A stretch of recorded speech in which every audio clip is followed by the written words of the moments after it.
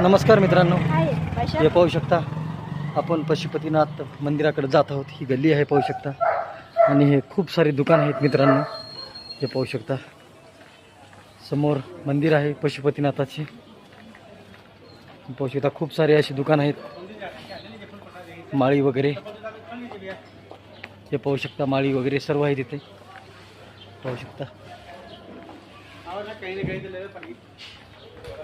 हे पाहू शकता हे समोरील पशुपतीनाथाचं मंदिर आहे मित्रांनो।